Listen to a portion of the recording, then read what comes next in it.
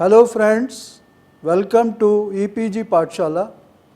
I am Professor S.P. Singh from Faculty of Management Studies, Gurukul Kangdi University, Haridwar. Today we are going to study Module 28 on interviews. After you finish this module, you shall be able to understand the focused interview, know the semi-standardized interview, comprehend the structure laying technique, know the problem laying technique, understand the problem-centered interview, comprehend the expert interview, and know the ethnographic interview. In the earlier periods of qualitative research, methodological deliberation rotated around observations as the key method for collecting data. Open interviews now attract more attention in the areas. Semi-structured interviews in particular are now widely used. This interest is based on the expectations that the viewpoints of the interviewed subjects are more likely to be expressed in an openly designed interview situation than in a structured interview or a questionnaire. The focused interview. In the focused interview, we present a uniform stimulus and study its impact on the interviewee using an interview guide. The basic aim of the interview is to provide a ground for interpreting statistically significant findings on the impact of media in mass communication. The stimulus presented is content analyzed prior to making a distinction between the objective facts of the situation and the interviewee's subjective definitions of the situation in order to compare them. During the design of the interview guide and the conducting of the interview itself, the four criteria are used: non-direction, specificity, range and depth, and personal context interview shows. Elements of the focused interview. Non-direction. Using several forms of questions may achieve non-direction. To begin with, the unstructured followed semi-structured questions. Either the concrete issue is defined and the response is left open, or the reaction is delineated and the concrete issue is left open. Unstructured questions should be asked first and introduced increased structuring only later during the interview to prevent the interviewer's frame of reference being imposed on the interviewee's viewpoints. In this respect, the flexible use of the interview schedule is needed. The interviewer should keep away as far as possible from making early evaluations and should perform a non-directive style of conversation. Problems may emerge if questions are asked at the wrong time, and interviewees are thus prevented from presenting their views. Specificity. The specificity criterion explain that the interview should emphasize the specific component which decide the impact or meaning of an event for the interviewees in order to prevent the interview from remaining on the level of general statements. For this purpose, the most appropriate forms of questions are those that handicap the interviewee the least. In order to enhance specificity, retrospective inspection should be encouraged. The interviewees should be supported in memorizing a specific situation by using materials in the form of an excerpt of a text, a picture, and the related questions. Range. The range aims at securing that all aspects and topics relevant to the research question are included during the interview. The interviewees must be provided the opportunity to present new topics of their own in the interview. The task of the interviewer is to cover the topical range by introducing new topics or initiating changes in the topic. This means as well that they should go back to topics that have been mentioned but not dealt in depth, especially if they gave the impression that the interviewee led the discussion away from a topic in order to shun it. However, in realizing this criterion, there is danger of confusing range with superficiality. To what extent this becomes a problem depends on the way the interviewers introduce the topical range of the interview guide and whether they become too dependent on the interview guide.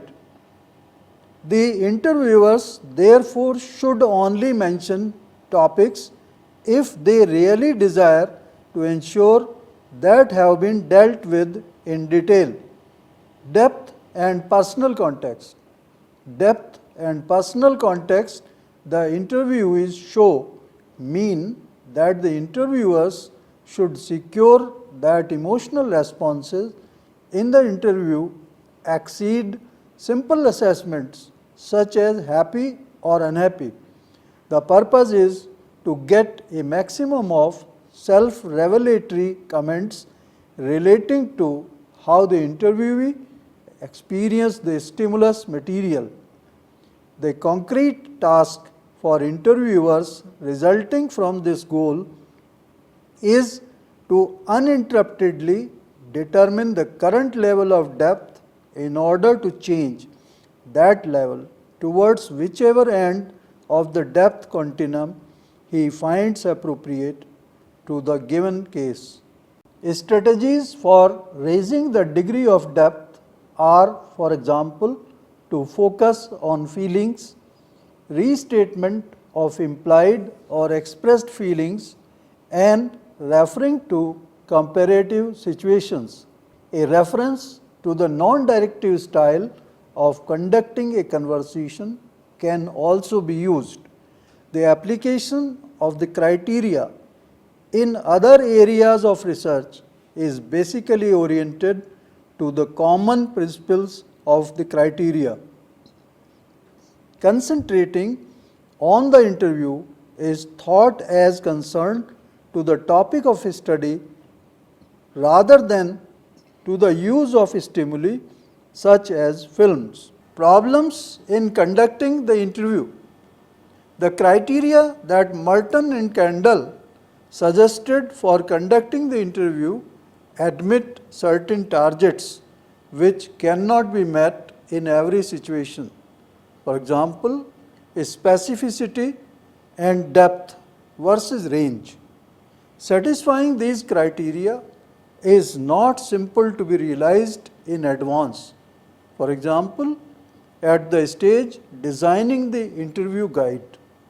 To what extent they are really satisfied in an actual interview depends to a large extent on the real interview situation and how it explodes. These criteria show vivid interest in the decisions taken by the interviewers, establish and the necessary priorities for one particular occasion in the interview situation. The interviewers Situational competence determines the success in carrying out of such interviews. The practical experience of making necessary decisions in interview situations, rehearsal interviews as well as interview training may increase this competence. In training, interview situations are simulated and analyzed later in order to provide trainee interviewers some experience. There can be needs characterized by decisions between more depth accomplished by probing and ensuring the range by adding new topics or the next question of the interview guide and with different solutions at each point. This makes the difficulty of contradictory targets simpler to deal with, although they cannot be entirely resolved. Contribution to the general methodological discussion. The four criteria and the difficulties connected to them can be used to other kinds of interviews without using an advanced stimulus and dealing with other research questions. They have become usual criteria for designing and conducting interviews and a beginning point for describing difficulties in this method. Altogether, the concrete suggestions for realizing the criteria and for formulating questions may be applied as an orientation for conceptualizing and conducting interviews in more general way. To possibly focus on a specific object and its meaning has become a general aim of interviews. The same is the case for the strategies in order to realize these aims, primarily to provide the interviewees possible scope to add their views. Method fit into the research process. With this method, we can study the subjective viewpoints of different social groups. The purpose of such study may be to formulate hypotheses for subsequent quantitative studies, but also interpretation of experimental findings in more depth. Research questions concentrate on the impact of concrete events or the subjective handling of the conditions of one's own activities. Interpretation is not attached to a specific method. However, coding procedures appear to be most suitable. The semi-standardized interview. The semi-standardized interview is a special form of developing the method of interviewing interested in designing other forms of interviews. The subjective theory directs the attention to the fact that the interviewees have several interconnected parts of knowledge about the topic being studied. In order to articulate these, the methodological aids must support the interviewees. This is the reason for applying different types of questions used to reconstruct the interviewee's subjective theory about the issue being studied. By applying it together with the interviewees, their statements from the preceding interview form a structure.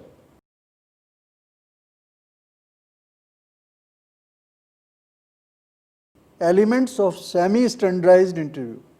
The contents of the subjective theory are reconstructed during the interviews.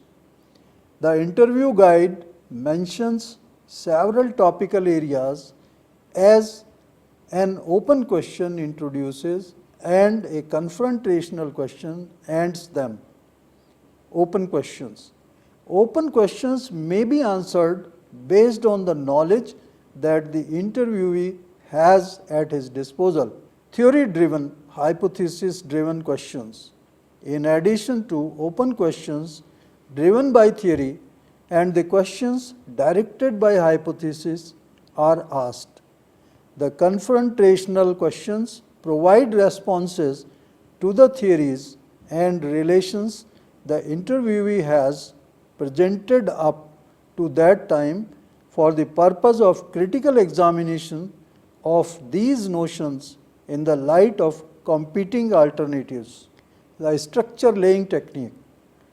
In a second assembly with the interviewee 1 or 2 weeks after the first interview, the structure laying technique is applied.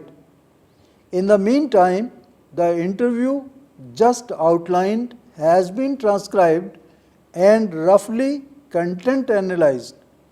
In the second meeting, the interviewee's necessary statements are presented to him or her as concepts on small cards for two purposes. The first is to evaluate the contents. The interviewers are asked to recollect the interview and verify if its contents are rightly denoted on the cards. The second objective is to structure the rest of the idea in a form resembling to scientific theories by applying the SLT rules and so on. The outcome of such a structuring process, applying the structure laying technique, is a graphic representation of a subjective theory. At the end, the interview compares the structure to the version that the interviewer has formulated in 2 meetings. Problems in applying this method. The confrontational questions may cause irritations to the interviewees, but to a certain extent it depends upon the interviewers to make the procedure comfortable to interviewees in both parts of the interview. If the interviewers are cautious to present alternative viewpoints, this could be a mode of dealing with the feeling of being annoyed. This approach is relevant in that the diverse kinds of questions permit the researchers to deal fully and clearly with the assumptions they carry to the interview in connection with the viewpoints of the interviewee. The principle of openness is changed in the form of a dialogue between positions as an outcome of the various degrees of explicit face-to-face with topics. In this dialogue, the interviewee's position is made more explicit and may also be made more advanced.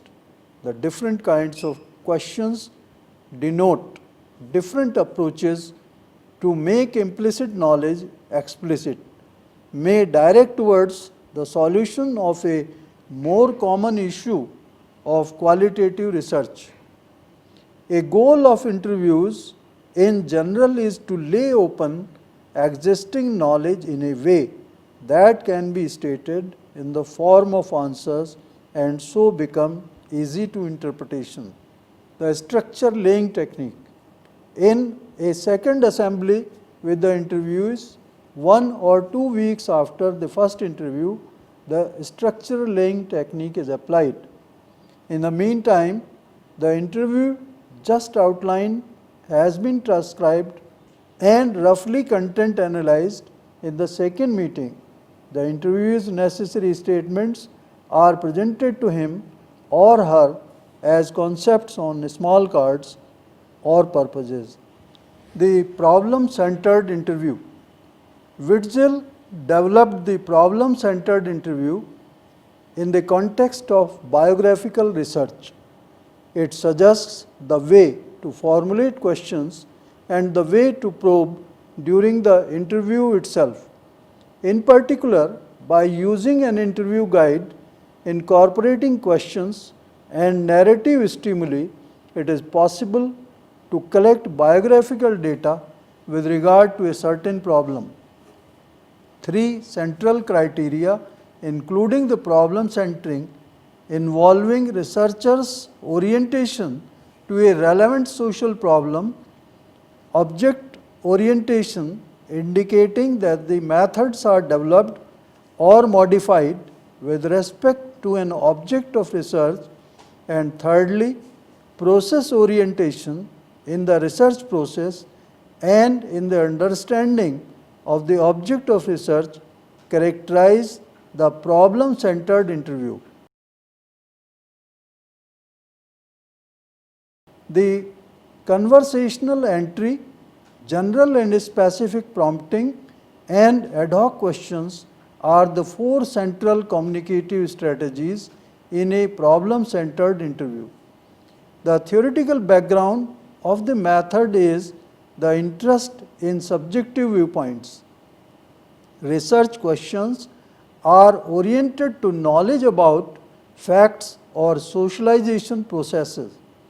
The selection of interviewees should proceed gradually in order to make the process orientation of the method work. This approach is not committed to any special method of interpretation, but mostly to coding procedures, and qualitative content analysis is mainly used.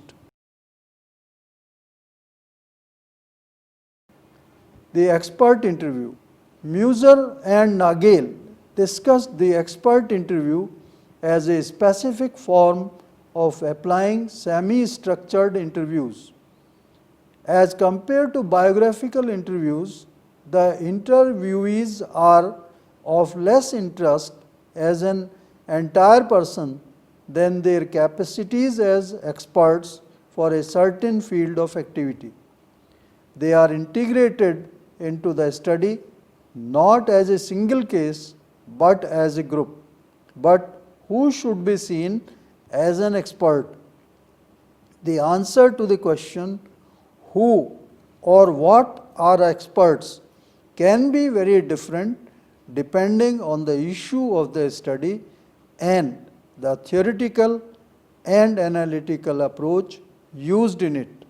Those persons can be labeled as experts who are particularly competent as authorities on a certain matter of facts. This definition also includes persons as experts relating to their own biography or chronically ill individuals as experts for their illness. If expert interviews are used, mostly staff members of an organization with a specific function and a specific experience and knowledge are the target groups. The ethnographic interview. The participant observation is chiefly applied in the context of ethnographic field research. However, in applying it, the interviews also contribute. Here, a specific problem emerges concerning shaping conversations into interviews in the revelation of others' specific experience is aligned with the topic of research systematically. The local and temporal framework is not so explicitly delimited as in other interviews where time and place are definitely in order exclusively for the interview. Spreadley suggested that for conducting ethnographic interviews, it is best to consider ethnographic interviews as a number of friendly conversations into which the researcher adds new elements to help informants to respond as informants. Friends, in this module, you have studied the focused interview, the semi-standardized interview, the structure laying technique, the problem laying technique, the problem-centered interview, the expert interview, and the ethnographic interview. Thanks for visiting EPG Pathshala.